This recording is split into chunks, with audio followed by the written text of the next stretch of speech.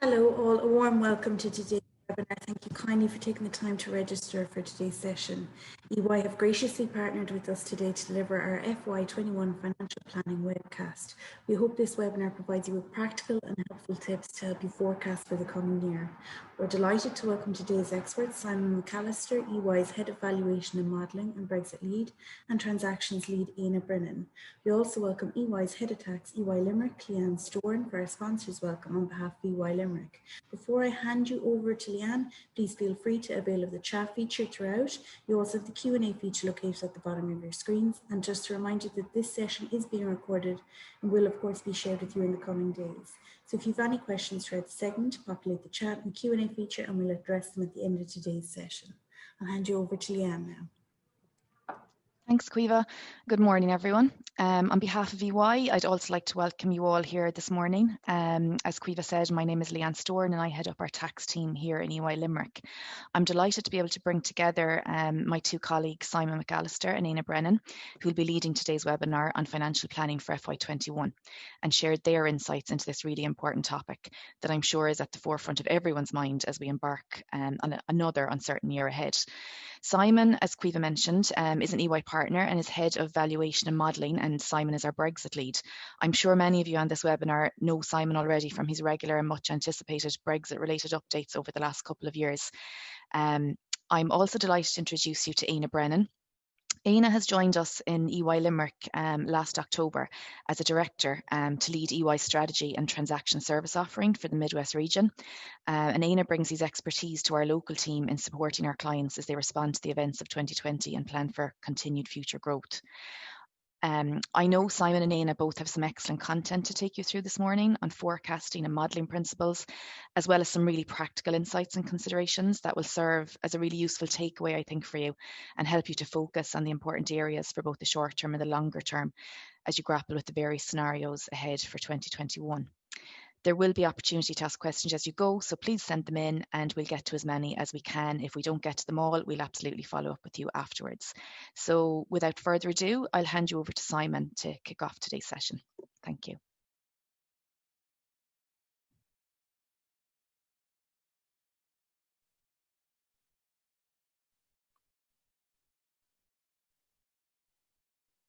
Sorry, I couldn't find my unmute button, the phrase of 2020 there in a nutshell.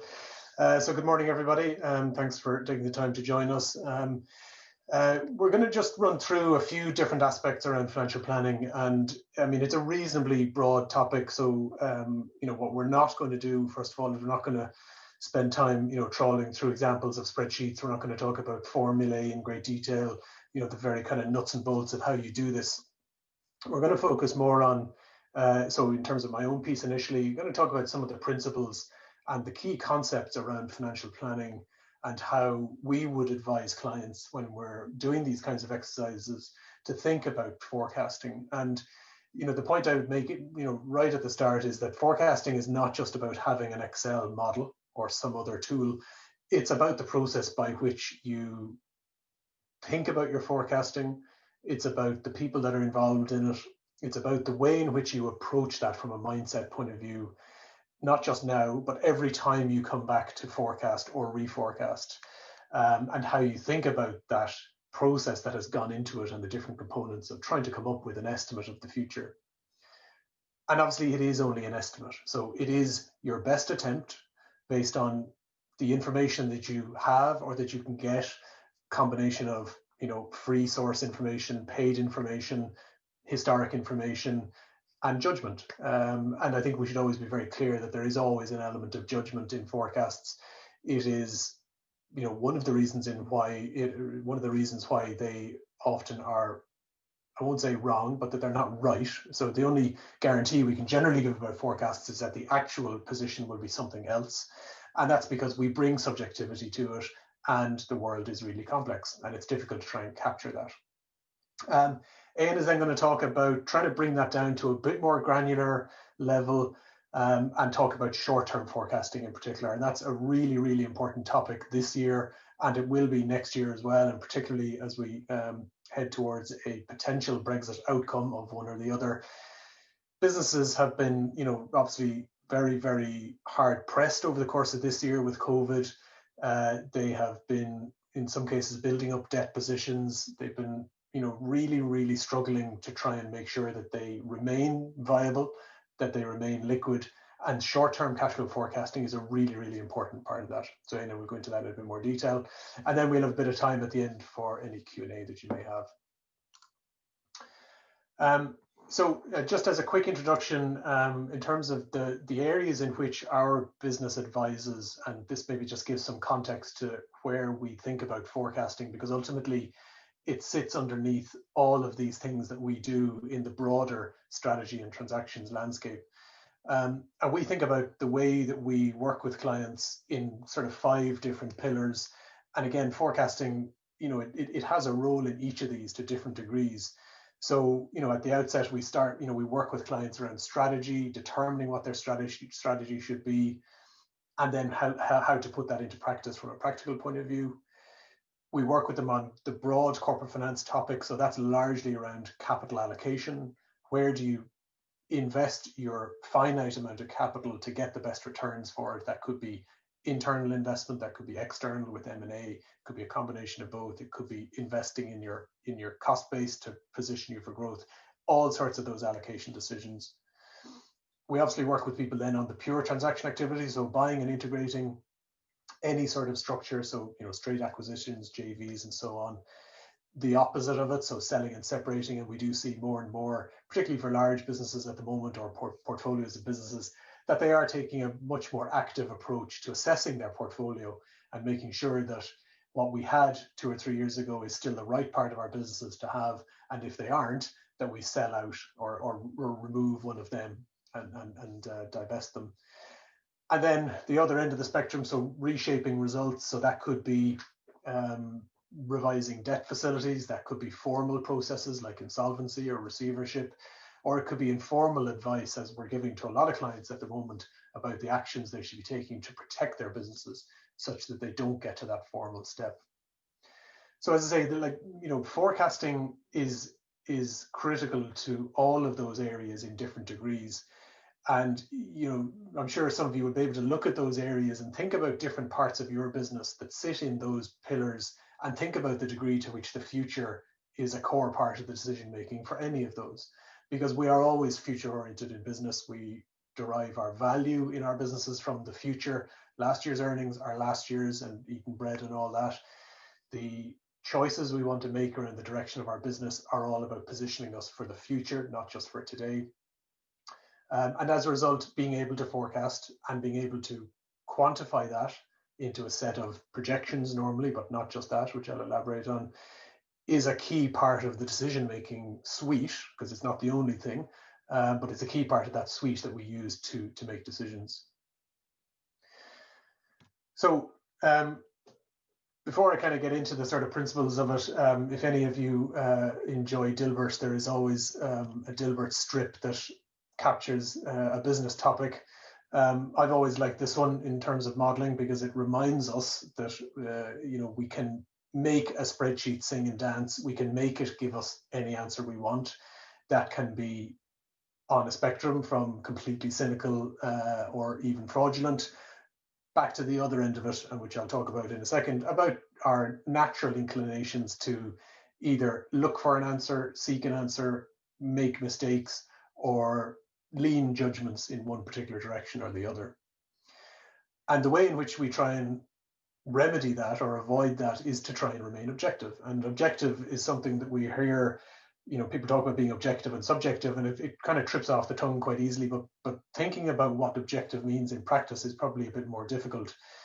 And I think one way is the way to be objective is to recognize the influence that all of our assumptions will make, both the explicit assumptions that we make and the unconscious decisions that we make, how those assumptions work in our forecasts, and what sort of process do we go through to question ourselves about not just the assumption, but the process by which we make the assumption and how we get to that judgment.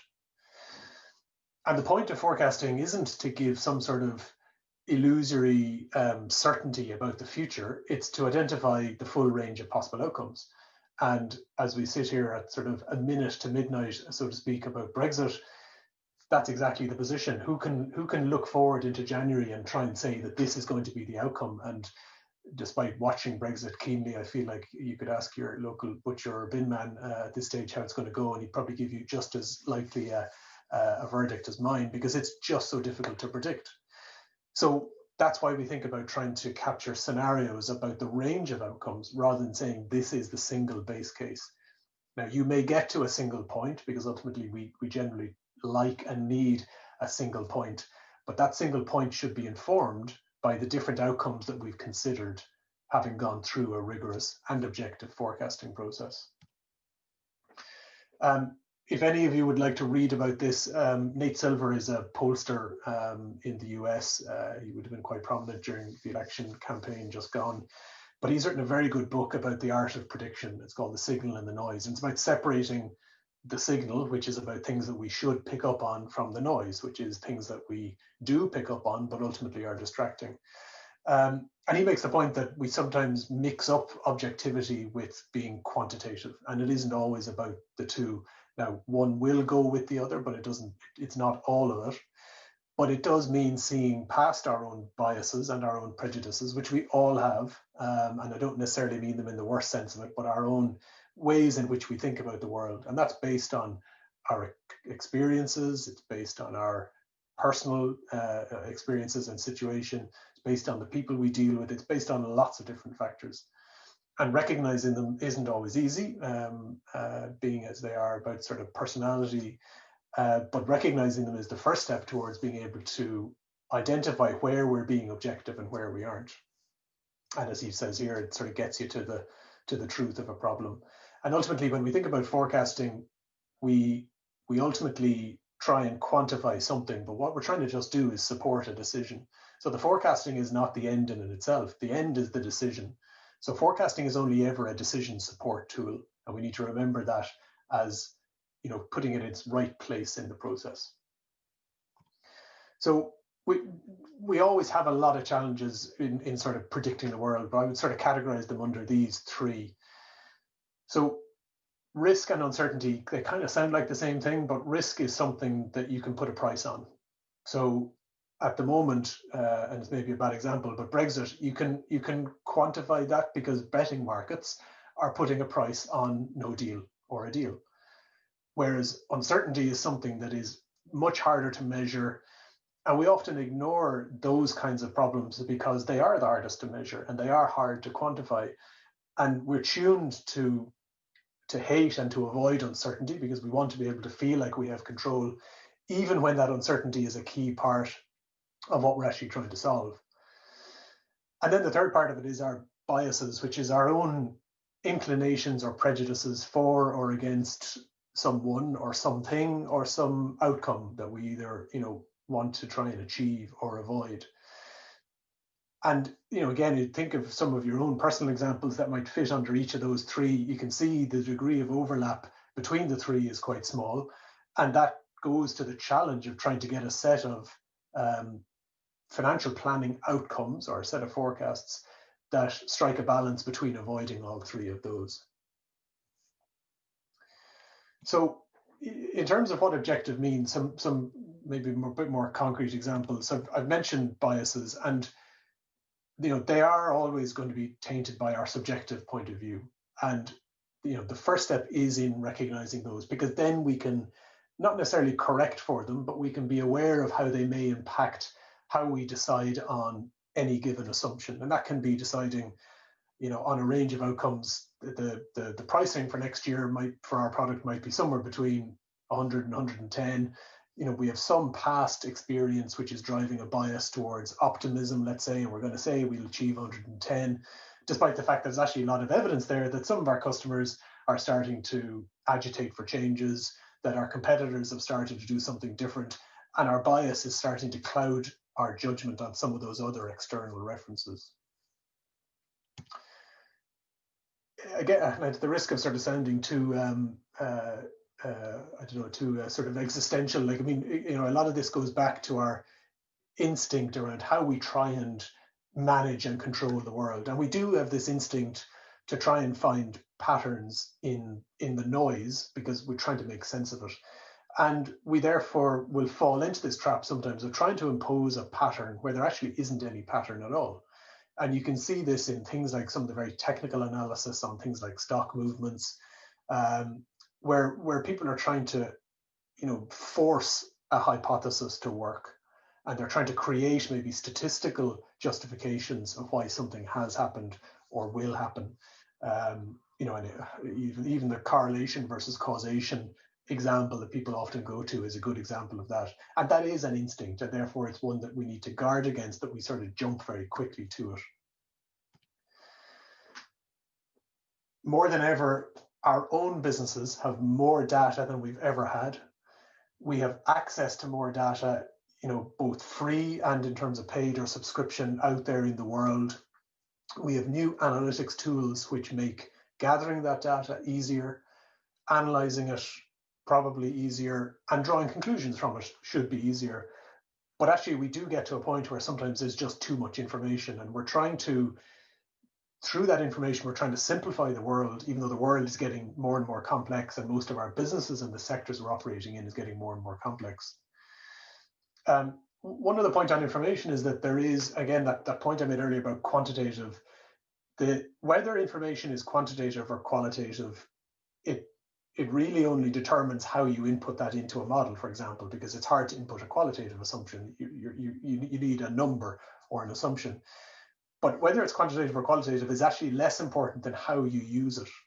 So if you have a qualitative assumption around, go back to my pricing assumption, that's an important assumption. You should be using it because it's based on your experience. It's based on the finesse and the nuance you can put around a purely quantitative issue. Or if you look at it another way, the qualitative can be viewed almost as the input to your decision, and the quantitative is the output. So even though the 110 of your price might be an input into your financial model, it's actually the output of the thinking you've done to get to that point, not the other way around. So I mentioned that, like, the complexity of all of our business environment at the moment, again, Brexit is a really good example. Think about an agri-food producer in Northern Ireland at the moment. They are taking orders now for shipments in January that they have no idea the conditions under which those orders may land in Northern Ireland if they're importing, or more likely if they're exporting to the UK. They have no idea about tariffs. So the complexity there, they have no definition of goods at risk. All these definitions, all these questions that are still outstanding, that complexity is intolerable for some of them. And we've seen that some of them have basically given up on Brexit planning because they just don't know which way to turn. So we use then models, and we use financial planning as a way of trying to simplify the world, which is very understandable because we try to focus on the signals that sort of tell the story about how we would want the world to be, not how it really is. And that's because we're ducking that hard question about just how difficult this really is, which isn't to criticize anyone for simplifying. It's understandable because you do want to always try and strike that balance between simplicity and complexity, because we could make it really complex and we'll still be here this time next year trying to come up with a view of the future when actually that's not going to add any additional precision. And that precision point is important because we fall into this trap of having precise forecasts. We can get an answer on the IRR of this potential investment, or the rate of return on it, down to 3 decimal places, 4 decimal places. I mean, just keep clicking Excel, you'll get as many decimal places as you want. And that's giving us great comfort that this is a very scientific approach. This is a really rigorous exercise because we're down to decimal points here. But actually they're just masquerading, it's precision masquerading as accuracy, and they're not the same thing. And we need to be aware, again, that presenting that as a precise view of the world is only going to be misleading ourselves. We do think as well that on the issue of complexity, if we make a mistake, we have a natural tendency to think that it'll be at the margins. We'll miss small, as it were, rather than missing big. And go back to the last financial crisis, and at the weekend I rewatched The Big Short for probably the 3rd or 4th time, and it reminded me that S&P, the ratings agency, excuse me, in looking at the AAA rated CDOs, these creations of mortgages and securitized mortgages, they had predicted a default rate of 0.12%. And then according to their own S&P's own figures, the actual default rate was 28%. So it's 200 times higher.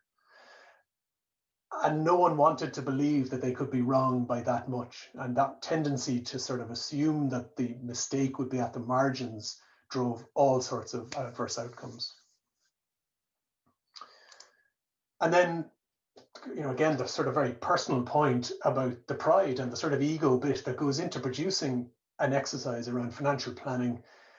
And we see some clients taking, weeks and potentially months sometimes to produce their budgets for next year. Partly that's because of inefficiency around things like models, partly it's because of process inefficiency, but largely it's because they're putting so much effort into it. And then they're producing a set of numbers which potentially could be completely wrong next year, but we're still doing this exercise because we need to do it. And the point around the ego is about trying to make sure that we go into that exercise recognizing that it probably will be wrong, but that we're going into it with that mindset, and that after the fact, we're having made the best possible exercise today, we're doing that independent of what has happened in the past. So forgetting what we said last year, we now, if we need to move this year, we need to move. We don't say the same thing as last year because we made that assumption last year, and now if we change it this year, we're going to look a bit dopey. We change it because that's the right thing to do, and because we have enough humility effectively to be able to shift that position and recognize that either the world has changed, or we got it wrong, or we got new information. So making a new forecast doesn't mean that the old forecast will or has disappeared, even though people may not be thinking about it anymore. And you should be evaluating past budgets, not from an audit trail point of view, but from a genuine learning opportunity to say, okay, we got it wrong. Where did we get it wrong? How wrong did we get it? And why did we get it wrong? And what can we improve in our process this year? Which again is not about making a financial model, the Excel, making it sing and dance. It's about that process that goes into determining the assumptions, the judgments you've made, the subjectivity that you've brought to it once you get into that judgment phase to get to the right answer. And how can you learn from that and do better this year or the next year? So that's a lot of the concept, and the concept I think is very important to determine how we get to a mindset, and then from there a process that we bring into a financial planning process to get us the best possible chance of success ultimately, and success being that our financial planning has captured a reasonable range of outcomes, and that from that range of outcomes we have decided on a sensible baseline or base case, and that we understand the limitations in it. We understand where the forecast or the financial plan will be sensitive to a change or getting something wrong, and how sensitive it'll be to getting it badly wrong versus a little bit wrong. And then that process gets captured ultimately in a model. So I'm just going to briefly talk about some of the key model considerations around how you try and build a forecast model to give you the best possible chance of getting to the situation I've just described. When we do, so part of our business is building models for people, but we also have a part of our offering where we review models. And that's taking someone else's model and effectively diagnosing it, critiquing it, and giving back a list of findings that say, this isn't working the way you thought it was. This is just wrong. You might want to do this differently because it might work a bit better. And ultimately, we can give people an opinion that says, your model is working. And we do that with banks in particular, if they're making a lending decision on something where the model is key. So for example, a wind farm, all that's there is the model. There's nothing built in the ground yet. The model is what drives the reliability of what they're going to make their decision on. And we've seen real examples of where that has happened, that people have built models that don't work. And the Port of Cork had an issue in their expansion of the terminal. The building contractor in their tender had a model error that basically meant they missed out 10 million in cost. And it was a simple formula error that missed one of the lines. More recently, the NHS had their issues with case numbers on COVID because they ran out of columns. in the spreadsheet and the model wasn't picking up that error. So those errors are best avoided through a few different things. And the first one is about having the right design. So the design needs to start with the users of the model in mind. How are they going to use it? What do they want to get out of it? How are they going to structure the information that they're going to input into the model? And what of that information, what is available, and how do we capture the format of that information? So that's about making sure that before people launch into sort of, spectacular and beautiful formulas, that there is a clear agreement on the design. What is the model going to do? What is it not going to do? For what it's going to do, how is it going to do it conceptually? And that comes, that's not an Excel thing, that's a business thing. So our business works in a certain way. This is the way we're going to then quantify it or codify it in an Excel model or something else. And that design piece should also be factoring in a couple of principles. So being consistent, so consistent around practical things like formats, number formats, units, whether you're dealing in thousands or hundreds of thousands or millions. Simplicity, so again, really trying to keep this simple to follow, easy to diagnose if you're trying to pull it apart. And then the key thing for me, flexibility. And the flexibility piece goes back to the uncertainty in the world and making sure that rather than trying to have something that is really granular and produces a single answer, actually let's pull it up a little bit in terms of accuracy or the precision of it, but have something that's flexible and that can run different versions.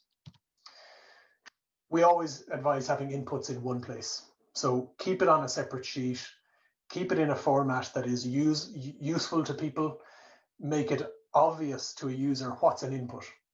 So here example, you can see any yellow cell there is an input.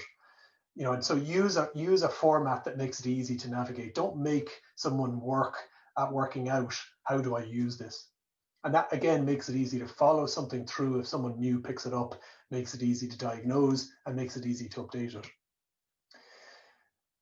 On calculations, the one thing we would say is just keep it simple. So rather than trying to make this amazing formula that captures something really complex, just break it down into 3 or 4 different chunks and step down. Do it in stage 1, which passes it to stage 2, stage 3, stage 4. And the formula gets a lot shorter. It actually will run faster for you from a practical point of view. It'll make it much easier to write it and get it right. And it'll make it much easier to spot any issues. And then on outputs, again, this flows from the design. So let's be clear around what the outputs that we want are, because the outputs are what people are interested in. They don't care about the gubbins of it. The gubbins is for the nerds like us to get into. The outputs are what people are really interested in. And again, those outputs should be focused on how do we capture some of the variability in here? How do we capture some of the uncertainties that are in here? So how do we present scenarios? And scenarios will be what we talk about rather than sensitivities. Sensitivities is where you change one input at a time. Like the world doesn't work that way. None of our businesses work that way. A scenario will capture a change across 10 or 20 different assumptions, which is a much more likely representation of the world will work. And it allows you to think about different ways in which next year may evolve. And that will come from broad commercial questions rather than the fact that the price might be 5% higher or lower. It'll be because a competitor reacts this way. That'll have an impact on pricing in this way, volume on that way. That drives changes in our cost base this particular way. And you can make all those changes in one go. And then the last piece on those outputs is about having a demonstrable set of checks and balances. So, obvious ones are, does your balance sheet balance? But, you can have a raft of other checks to make sure that the internal consistency of the model is working and will give users a very quick way to work out, have I broken something in this model? Have I done something I shouldn't do? Or is it producing something that doesn't make sense or in some ways inconsistent with the inputs that I put into it? So that's a kind of that's the practical element of it. I hope that has been useful, because I say I'm quite keen that this wasn't very about Excel or about tools. It's much more about the process that we all go through. As we come to the end of the year, no doubt people are thinking about budgets. Hopefully that's given you something to think about in terms of the future, how we try and capture some of that. And going from that kind of longer term view to the shorter term, I'm going to hand over to Anna to talk about short term cash flow forecasting. Thanks for that, Simon. That was fantastic, and we're very grateful for you this morning for taking the time to join us. So, Aina, if I could just ask you to start sharing your slides there. Sure. And we'll get you set up, and what we'll, as Simon mentioned, Ian is going to focus there on the short-term forecasting. So if anyone does have any questions, again, just a reminder that you can populate the chat feature there as well with any questions you do have. And there's also the Q&A feature located at the bottom of your screen. So Aina, I'll hand it over to you there now. Thanks very much, Caoimhe, and thanks, Simon and Leanne previously.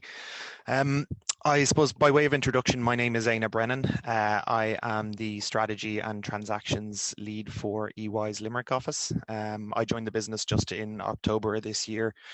And prior to that, I spent 2.5 years working in restructuring actually out in Southeast Asia. So I guess one of the reasons that I want to talk to you today about kind of short-term cash flow forecasting and why really that short-term cash flow is not just for a time of crisis.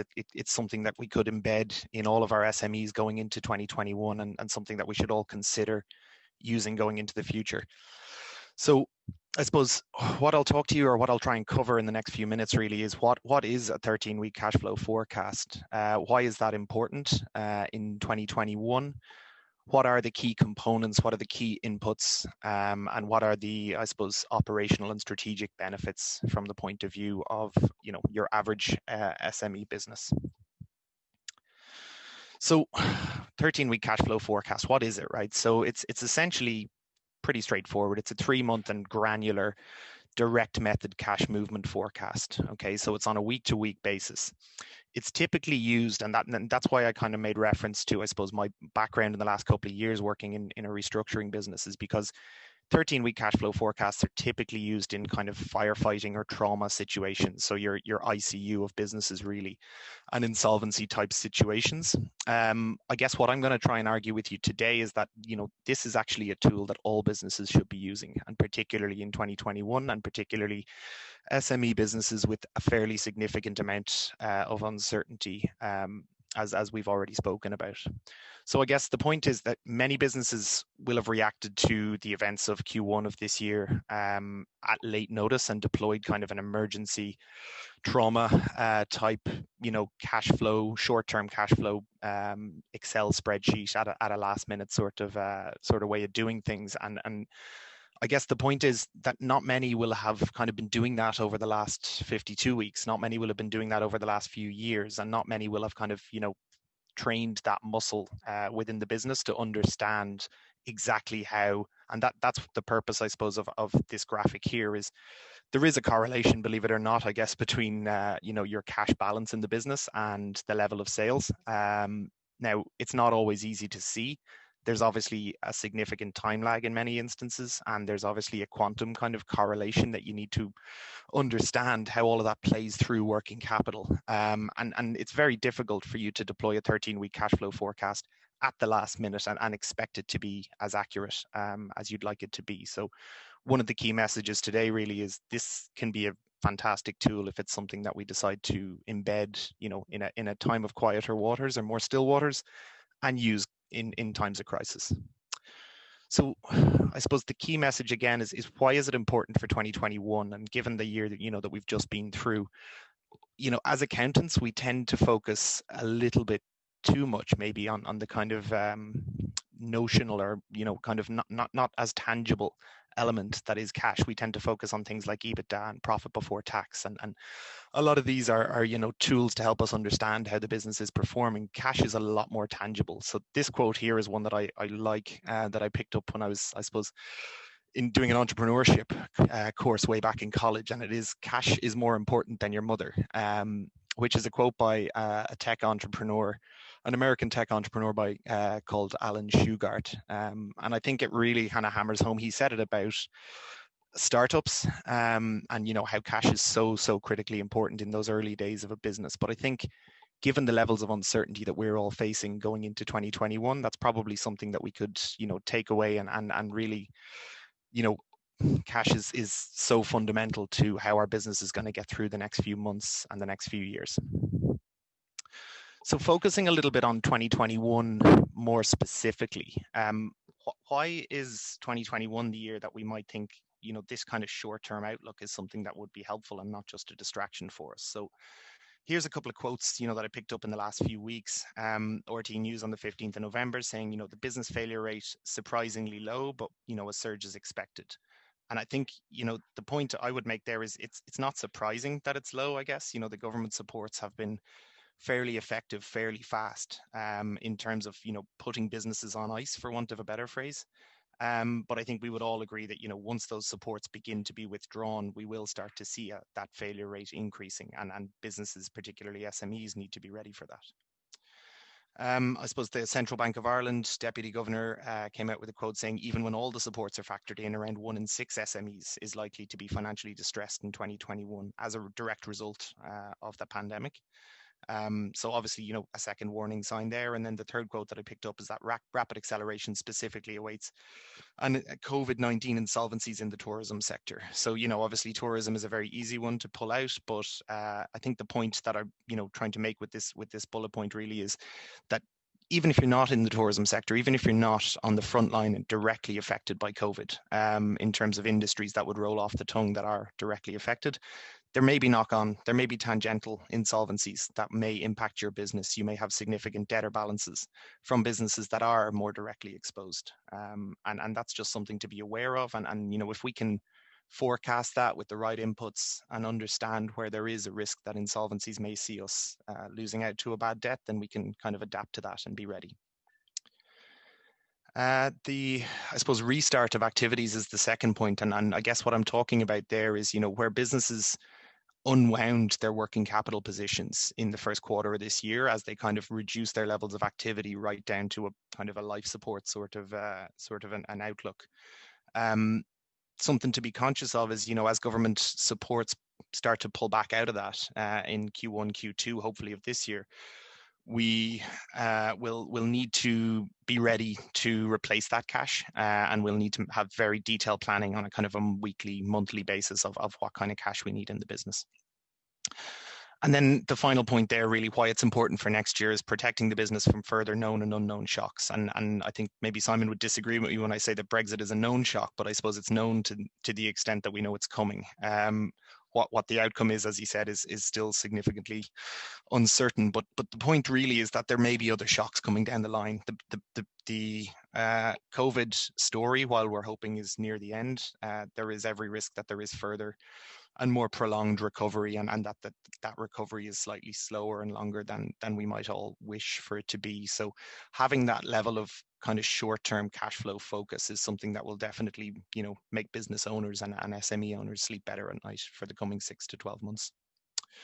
So I suppose looking now at the typical components, and look, to say at the outset here that a 13-week cash flow forecast is not rocket science. I think it's a fairly straightforward way, and it is obviously a direct method cash flow way of looking at how your business is performing on a cash basis. So the first element is obviously your operating receipts, and you can think about this a little bit like a P&L, but on a cash basis. So your operating receipts obviously correlate to what would be your sales in your P&L, and your operating cash expenses are really your cost of goods sold. So you're kind of getting to a gross margin notional on a cash basis there, operating cash net inflows. Your operating cash net inflows then deduct from that your non-operating cash expenses. And what that obviously is your operating expenses in a P&L, simple. So that's kind of, your rent and all of your other indirect costs associated with the business to get you to that net cash in and outflow. And then you're simply rolling that back and doing it, your Sunday night closing cash is your Monday morning opening cash, and you're doing it on a weekly basis.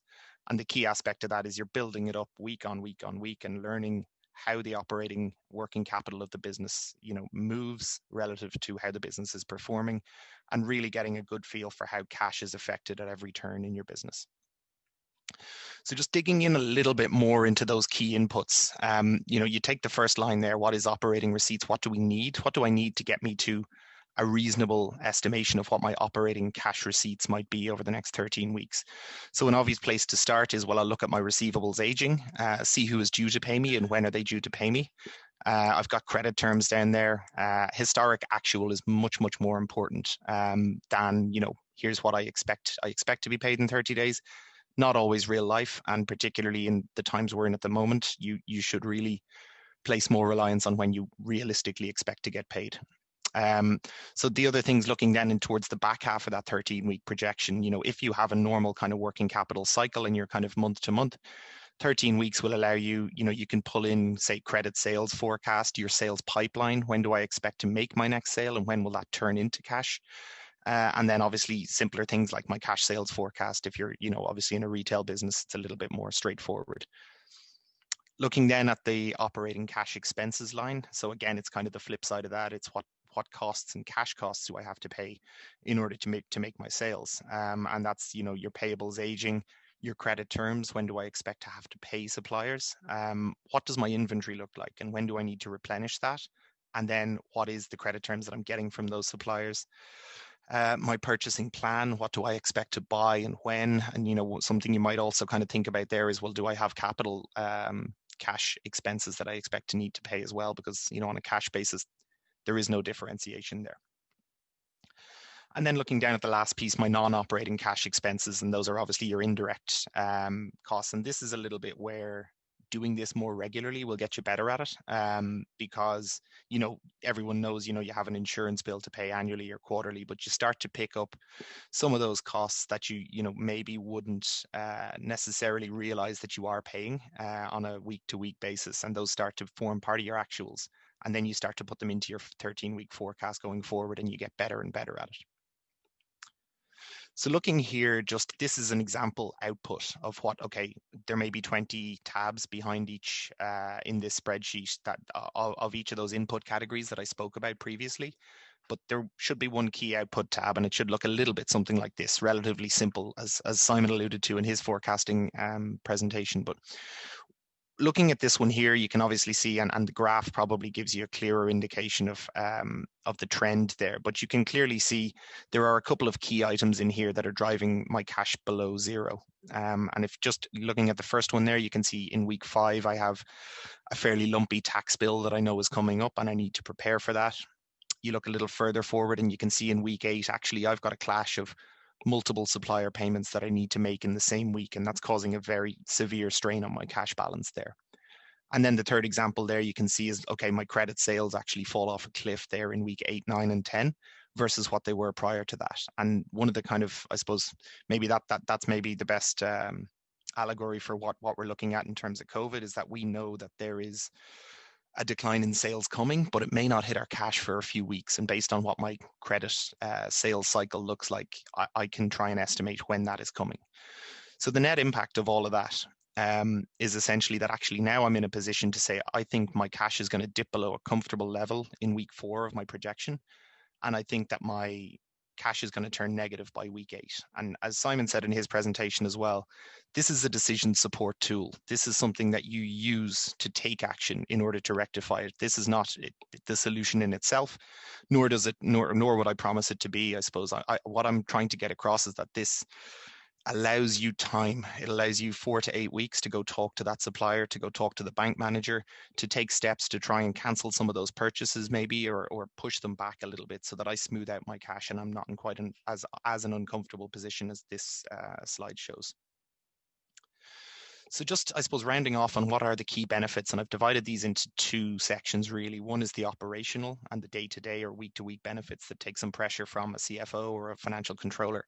And then the second one being the financial and the strategic benefits, which are the more longer-term benefits to, building this into your weekly kind of KPIs and using it really on a very frequent basis for the coming year. So the first one there is it refocuses sales efforts on cash collection. And one of the things, I guess, that your sales teams might be out and about trying to get as many sales as they can closer to the year end, make sure you book them in this period and so on. But in terms of as an SME owner, you're going to be focused on the cash element of that. And it really aligns the goals of your sales team when they can see what the impact of that is. It highlights indirect excess costs. This is something I suppose I was, having a think about, how does this translate into a more personal impact? And one of those things really is that, say, for example, you know, everyone has a Spotify, everyone has a Netflix, and they may not use them, and they may not realize that they're actually paying for them on a monthly basis. There may be costs buried within your business that you see going out of your bank account. They may not be huge, but that they are there, and this really focuses the senior management's focus on items like that, and helping to eliminate waste within your business.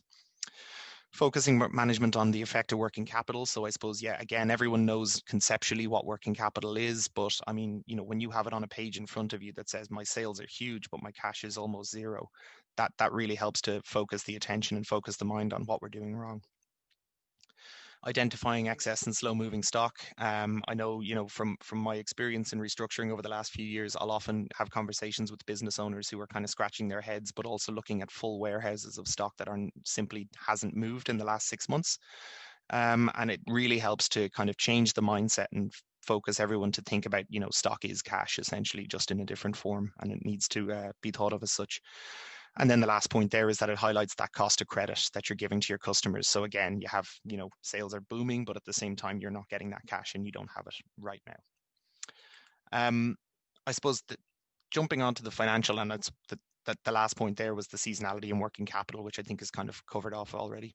But the financial and strategic benefits side of things, you know, the key point I was making is it provides you time to go and take action. And it's, you know, as I said, seek additional funding, communicate with creditors, communicate with stakeholders where there is a cash crunch coming. So, you know, not using a 13-week cash flow, everyone realizes actually I have a refinancing requirement on my term loan or on my revolver coming up in 6 months' time. I don't need a 13-week cash flow to tell me that. But what I do need a 13-week cash flow to tell me is actually, you know, I have a very lumpy supplier payment coming up and I'm still waiting on some credit sales to come in. And for that reason, actually, I'm going to be in quite a bind in a week's time. And getting yourself time for that is really important. Identifying historic correlations. So again, this comes back to the point of, you know, if I do this every week for a year, I then have an intuitive sense of how cash and sales move within my business. And you start to, I suppose, be able to refine that. And it's almost like, you know, like a muscle that you're making stronger and better every time you use it. And then the other point really is that, you know, this is not necessarily all bad news. Often, you know, you deploy this and you can use it for a year and you can realize, you know, on a look back basis, my cash never dipped below X million or X 100,000 or whatever it might be. And I have cash that I can actually take out. I'm overfunding my working capital and I don't need that in the business. And maybe it's time I'd pay a dividend to myself or to my shareholders. And that gives you that level of comfort there that I'm not, you know, damaging the balance sheet by doing that. So I suppose in conclusion then, the key points to take away really, or I'd like you to take away from this, adopting a 13-week cash flow gives you insights, and it gives insights to both prospering businesses as well as those that are in imminent danger of insolvency. It's not just those businesses that are, you know, in a cash crunch that could benefit from using this. It's beneficial from a longer term perspective as well. Building up that, you know, repository of information is something that would be very, very useful, and something, you know, as you do it at the end of the year, a look back on those 52 weeks and how you've performed on a cash basis, something that, you know, the insights you'll actually gain from that will be a lot larger than you think. I think, you know, you have to embed it as a process. As I said previously, it has to be done something religiously on a weekly basis. It's a bit like, as I said, as I keep saying, it's a bit like a muscle or exercise. You got to keep doing it to try and become as good as you can be at forecasting that short-term cash. And then I suppose focusing on 2021 more specifically, why is this so important for 2021? And the reason it is really is because, you know, emerging from this pandemic, as all of these supports are withdrawn, there is uncertainty around Brexit and so on. It's a really good time to try and embed a good short-term cash flow discipline into the business, and hopefully start a new habit that is a good one for what is, we all hope, a better year to come. So I think, Caoimhe, I'll hand it back over to you now, and thank you for your time, everybody. Thank you so much, Aina. That was fantastic. I think you've given us a lot to think about for the weeks coming forward, certainly. We face a year of a lot of ambiguity there. So what I will ask is, if anyone does have any questions like that, could you populate the chat feature or like that in the Q&A feature located at the bottom of your screens? And it's just a reminder as well, today's session was recorded and it will be shared with anyone who registers. So I think because of all the helpful insights you guys have given us, it would be a benefit to share with your networks if you wish to do so. We'll be able to do that in the coming days. So thank you so much from Limerick Chamber for partnering with us on this, and I'm sure it will be of great benefit to the membership. So I'd like to hand over to Leanne just to say a thank you note from our sponsors EY for this webinar as well. Thanks, Caoimhe, and yes, absolutely. Thanks, Aina and Simon. That was really interesting. I think this time last year we couldn't quite have anticipated what lay ahead of us for FY20. But hopefully, while we do know for sure that more uncertainty lies ahead, we're hopefully better equipped to maybe understand the range of uncertainties as we head into 2021 and have the benefit of being able to carry out some more accurate planning and forecasting and being able to consider the potential scenarios that lie ahead and hopefully strike that balance between complexity and simplicity that Simon talked about. That's pretty much it for today's session, as Caoimhe said. Thanks to everyone for attending today. Thanks to Limerick Chamber for partnering with us, and special thanks to Simon and Aina for joining me on today and sharing all their really good insights in this area. I think you'll all agree it's been really informative, insightful, and also very practical, of course. If you do have any questions, you can reach out directly to myself, Aina, or Simon, and we'll arrange to get back to you on that and arrange a follow-up. Thanks, everyone. Have a good afternoon. Thank you very much. Bye now. Bye.